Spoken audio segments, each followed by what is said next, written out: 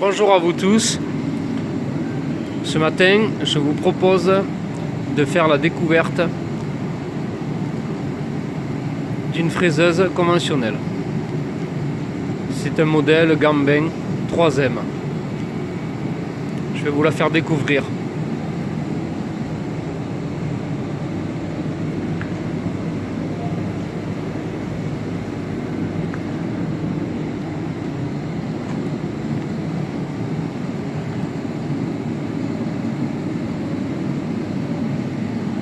Donc ce tuto vous permettra de faire la mise en service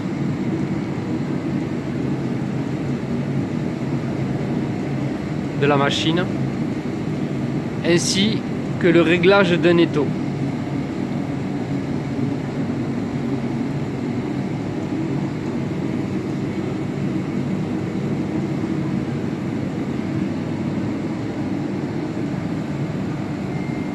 Car il arrive souvent que les étaux sont mal dégauchis. Je vais vous donner une solution qui va vous permettre de bien comprendre comment on règle un étau sur une fraiseuse conventionnelle.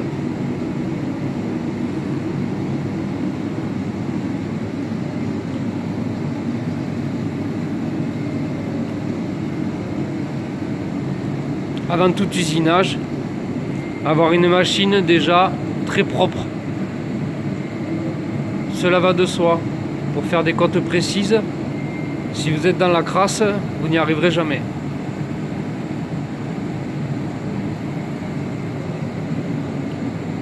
C'est un modèle assez puissant, avec un mètre de course et un moteur de 9 chevaux. Je me rapproche de l'étau. La broche de la machine.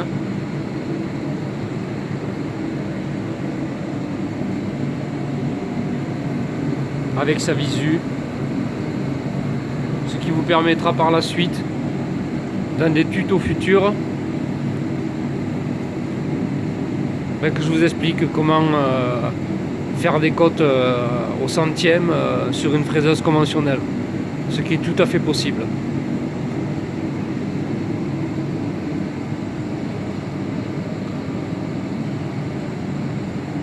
Donc avant toute opération sur la machine, 1. Faire le graissage de la machine. Graissage. La machine a un graissage centralisé.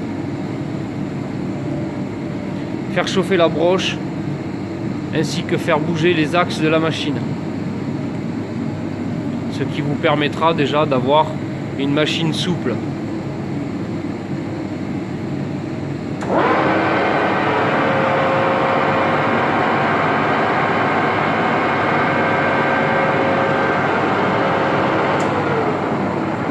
Pour avoir plus de son, je me permets d'éteindre la broche. Donc pour cette opération, pour contrôler l'alignement de votre étau par rapport à la table de fraisage, il va vous falloir un comparateur.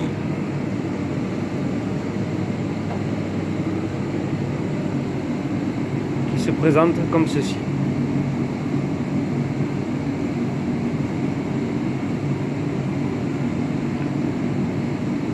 Il y en a forcément plein de modèles. Je vous en montre un seul.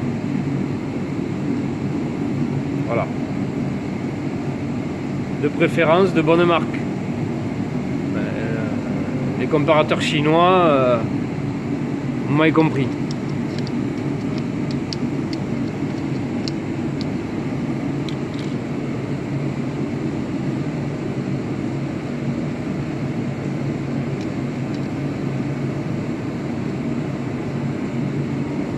Voilà. Je positionne dans ma broche mon comparateur.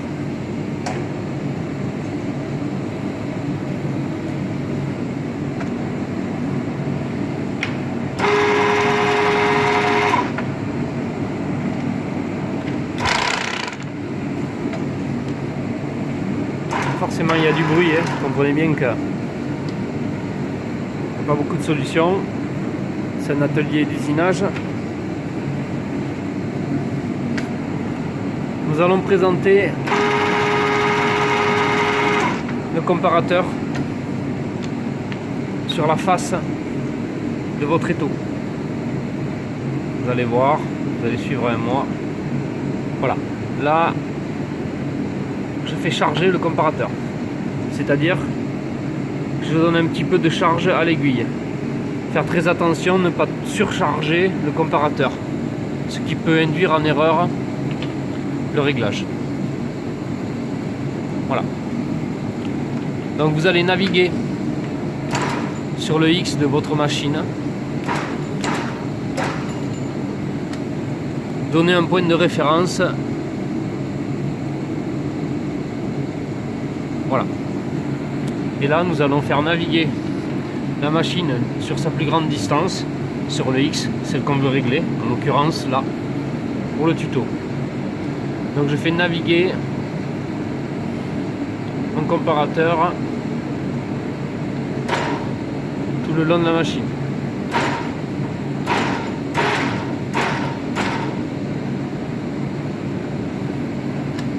Voilà. Là on voit qu'il y a une disparité de 4 centièmes sur le réglage de l'étau.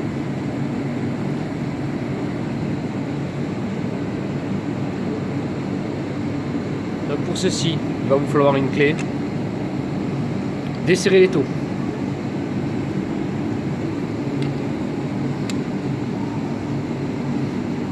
Forcément, il faut serrer quand même. Je vous montre bien. Vraiment un réglage de base d'un étau. Hein. Mais c'est le b.a.-ba de la mécanique. Hein. Si vous avez déjà pas un étau droit sur votre fraiseuse, vous n'arriverez jamais à rien. Voilà. Donc,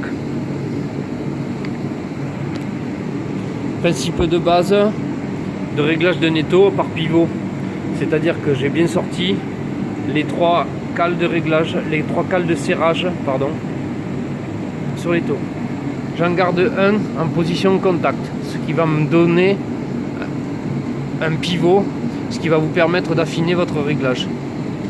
Donc avec un petit maillet, vous allez venir faire bouger de la moitié de la valeur.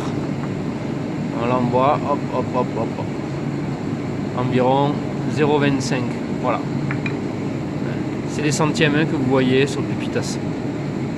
Voilà. Là, vous allez refaire un peu de serrage. C'est pas forcément évident. C'est les premiers tutos. Je serai mieux équipé pour les prochains cours. Voilà. Là, du coup, hop, je repars au point de départ que vous aviez, qu'on avait défini. Voilà. Je reviens mettre mon aiguille à 0, en faisant toujours attention de ne pas avoir trop de charge sur le comparateur. Vous allez renaviguer. Voilà. Là, vous voyez bien, nous avons rattrapé l'écart qu'il y avait de 4 centièmes sur notre étau. Notre étau est bien à 0, l'aiguille n'a pas bougé, il n'y a aucun problème de charge. Voilà, donc c'est bien que vous êtes très bien aligné. Ce qui va vous permettre surtout par la suite de pouvoir faire un usinage parallèle à votre étau.